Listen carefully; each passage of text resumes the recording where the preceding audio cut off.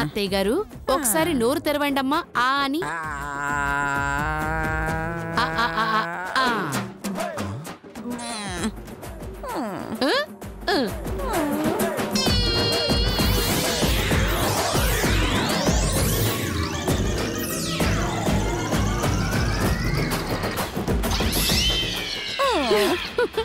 చూసారా, తుడిచే పని లేకుండా మీ అమ్మ ఎలా క్లీన్ చేసిందో. ఓసి పద్మనాల, నా తలతిప్పుడు రోగాన్ని ఎలా వాడుకుంటున్నావా?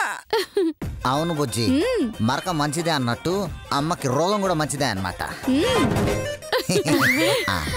కొంచెం తుడిసే అమ్మ.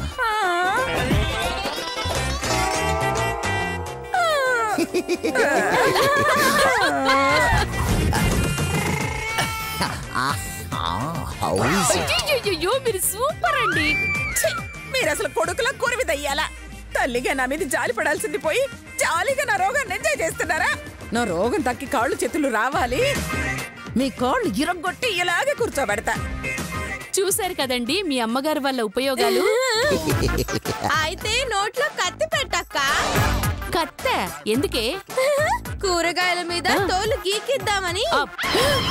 తగలయ్యా.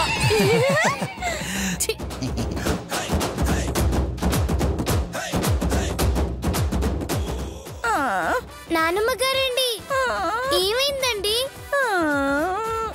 ఎందుకు ఇలా తలొక్కుతున్నారండి? మాట్లాడండి. నానమ్మ గారు వ్రతంలో ఉన్నారమ్మా. వ్రతమా? ఏం వ్రతం అండి? అది 1000 ఊపుల వ్రతం అని. రోజుకి 1000 సార్లు ఇలా తల ఊపితే మన కుటుంబానికి మంచి జరుగుతుందట. మధ్యలో ఆపితే మీ నానమ్మ గారికి ప్రమాదం అమ్మా.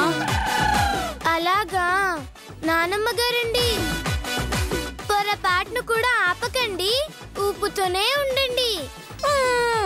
పసిదాన్ని కూడా చెడగొట్టారు కదే పాపిష్టి మొహాలారా. పెద్దమ్మ గారండి, ఈ వ్రతం ఎప్పుడు పూర్తవుతుందండి?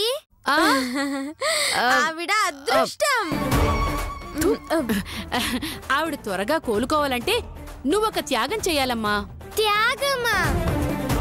చెప్పండి, మా నానమ్మ గారి కోసం ఏం చేయమన్నా చేస్తానండి. ఎంత కష్టమైన పడతానండి. చెప్పండి పెద్దమ్మ గారండి, ఏం చేయాలండి? అబ్బే ఏమీ లేదమ్మా, ఇదిగో ఇంటి పని మొత్తం నువ్వే చేయాలి. అంటే ఇల్లు ఊడవడం, తుడవడం, అంట్లు తోవడం, ఎంగిలి పళ్ళాలు కడగటం, బట్టలు ఉతకటం, ఆరబెట్టడం, ఇలాంటి పనులన్నమాట. అయ్యో ఒసే ఒసే అన్యాయమే. పాపం పసిబిడ్డ, దాని ఉసురు పోసుకోకంటే తల్లి లేని బిడ్డ, పాపం దాన్ని వదిలేయండి. మీరు చెప్పిన పనులన్నీ చేస్తే నానమ్మ గారు త్వరగా కోలుకుంటారా అండి? అవునమ్మా. అయితే చేస్తానండి, అన్ని పనులు నేనే చేస్తానండి. నానమ్మ గారిని కాపాడుకుంటానండి. అలాగే. అయితే ఆలస్యం ఎందుకు? వెళ్ళు వెళ్ళు, పని స్టార్ట్ చేసుకో. వెళ్ళు. అలాగేనండి. నువ్వు ఇంకేమన్నా చెప్పాలా? ఇంకేమన్నా అబద్ధం చెప్పాలనుకుంటే చెప్పేయి. నేను చూడాలనుకుంటున్నాను నన్ను మోసం చేయడానికి నువ్వు ఎంత నీచానికి దిగజారగలవు అని. ఎందుకు ఆలియా, ఎందుకు నువ్వు ఇలా చేసావు? నీకు తెలుసు కదా నానమ్మ తర్వాత నీ ఒక్కదానిని కదా నేను పూర్తిగా నమ్మేది.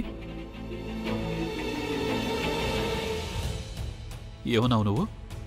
ఈ మధ్య అన్నిటినీ మర్చిపోతున్నావా?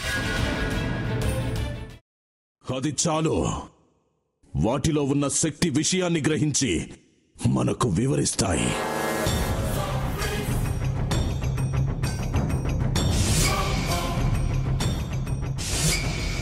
ఎవరు ఆ దండ విప్పొద్దు, గది తలుపులు తెరవద్దు.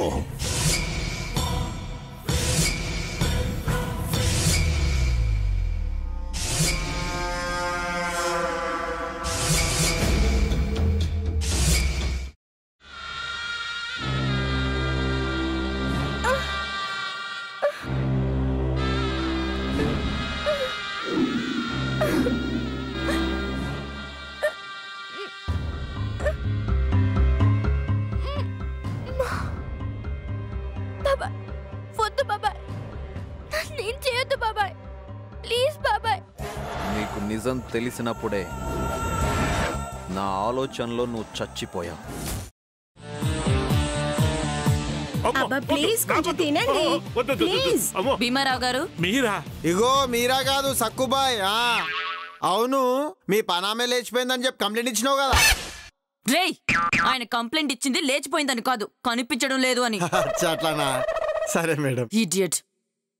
ఆ వంట మనిషి పేరేంటన్నారు? రత్తాలు మేడం. ఏం పెద్ద మంచి, నీ వంట మంచిని కూడా మేడం అని పిలుస్తావా? రేయ్ హాఫ్ బ్రెయిన్,